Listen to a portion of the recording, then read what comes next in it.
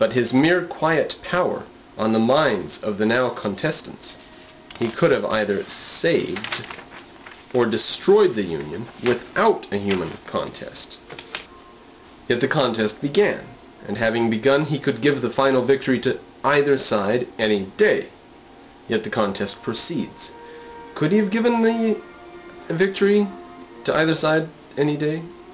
Obviously not, because there's no God, but... Now continuing, often as the slaughter increased and brought no end to war, Lincoln puzzled over the hidden aim of the higher power, but he did not doubt an aim was there. Quote, "The purposes of the Almighty are perfect and must prevail, though we erring mortals may fail to accurately perceive them in advance," he wrote to his Quaker correspondent, Mrs. Gurney, in September 1864. After Grant had fought his Wilderness campaign with staggering casualties and no decisive victory. Quote, "We hoped for a happy termination of this terrible war before this, but God knows best and has ruled otherwise." Who was it said, "We won't purge this without a massive amount of bloodshed"? I think John Adams said, the sin is on the shoulders of the nation, and we're going to have to shed blood in proportion to the evil that slavery is.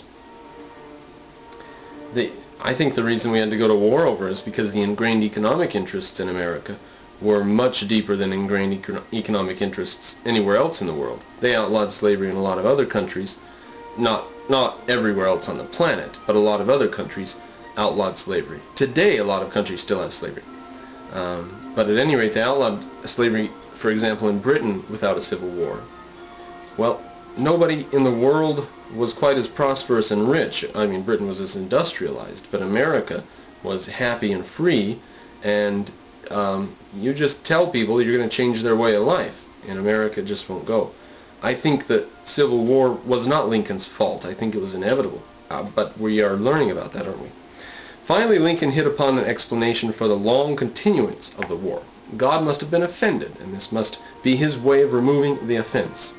It must be also his way of punishing both Northerners and Southerners for a national sin, the sin of slavery. God moved in mysterious ways, but Lincoln the President did not question their wisdom, nor did he shrink from what he believed divine necessity required of him. So, we might say that he continued in the face of evidence that there was an atrocious war happening. He continued in the face of, what should he have done? Should he have stopped and said, okay, the South can secede? In other words, we're not going to spend another 100,000 lives. We're not going to spend 200,000 more lives. We're going to allow those 7 million slaves or whatever down there to stay in slavery. We're going to allow the South to chop off the bottom part of our country. We're going to allow a slave nation to exist on our southern border. We're going to allow the precedent of people to break away from our country when they don't like our laws.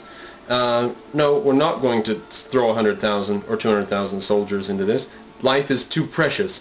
Life is too dear to put 200,000, 300,000, 400,000 soldiers into this war. We're not going to do that. What we're going to do is let the South secede and have a slave state on our southern side. Now,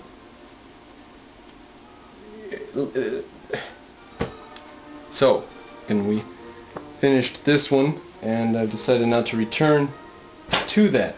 Now, my primary concern with Lincoln, as you know, is that I think he was some sort of a hero in some way, and that's been called into question severely by Tom DiLorenzo and other libertarians, many of whose opinions I respect on much historical accounting. But in the case of Lincoln, I can't corroborate their opinions with reality. They do not like him, and I do. So I've looked into it very closely, and let us commence now that we've got some biographical information about Lincoln. He was a bit of an atheist and so on, and anguish over the years. But the real concern is the Civil War, isn't it? So now let's look at the beginning of the Civil War and some information about the Civil War and Lincoln's initiation of the Civil War, the roots of the Civil War, and find out what Lincoln's role in it was. Then we can find out whether or not we're going to be able to blame him for it. Can we lay it on his shoulders? Or should we give him credit for the virtues he had because he was stuck in an ugly situation? A lot of people were stuck in the ugly situation of the Civil War, and it's not necessarily Lincoln's fault, is it? If it is, maybe we could lay the blame directly on his shoulders, and the viewpoint of DiLorenzo will be vindicated. So we're going to look into that and see, won't we? American Military History and the Evolution of Western Warfare by Doughty, Gruber, Flint, Grimsley, Herring, Howard, Lynn, Murray. Let's talk about the events leading up to the Civil War. So I'm not going to lay my cards on the table and tell you why we're going here, but we are going to go to the Mexican War. If you are like me, you probably don't know anything about the Mexican War, except that it had something to do with Davy Crockett and the Alamo. Other than that, there's no telling. But the Mexican War was a war the United States fought to obtain Texas and the California, New Mexico region. An Arizona region that was acquired later, I think, actually. But the war against Mexico at this time was precipitated by a war for independence in Texas from the Mexican government. The Texans didn't really think of themselves. They had immigrated to America, come down into Texas and settled, and they're in Mexican territory, but they don't care too much for it. Mexico City is far away, it's corrupt, the country is not well governed, and one of the arguments in America at the time why they should project power into California and into the northern provinces of Mexico is because Mexico itself wasn't projecting power there. Mexico was doing a very shoddy job of governing itself. So Texas declared independence. I was disappointed when I learned this. I didn't know that they were an independent country, but then I learned something that's even better. It's an even better twist to the story. They declared independence from Mexico, and then they applied for admission to the United States of America as a territory. So they were like, we're independent from you, we are our own country, and then they turn around to America and say, can we come on board? You know, instead of saying, we're our own country, Texas forever, screw America and screw Mexico. Instead of that, they were like, alright, we're independent, now let's get real and get it with America. It's fantastic, a wonderful story there.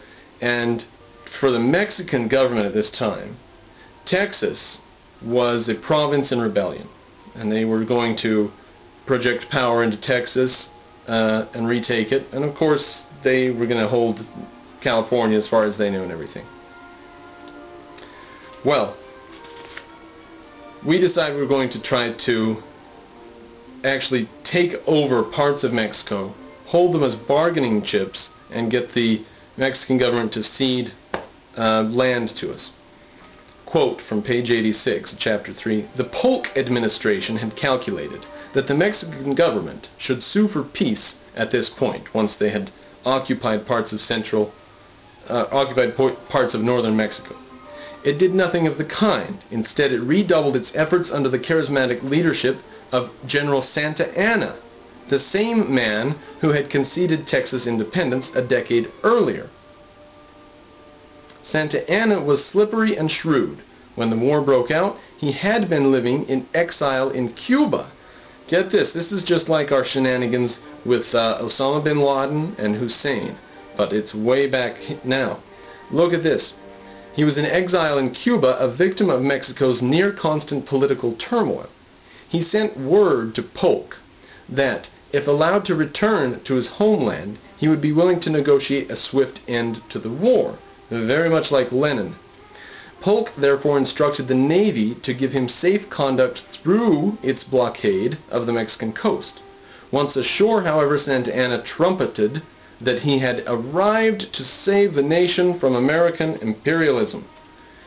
He soon regained command of Mexico's army, and by December 1846 had become president as well.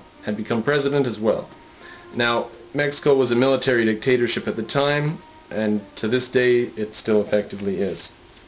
Now, Winfield Scott, we're just going to touch on this. Winfield Scott, you may have heard his name, was conducting a campaign aimed at capturing the port of Veracruz in the Gulf of Mexico, then marching inland against Mexico City itself. As you go inland, you have to go up into mountains.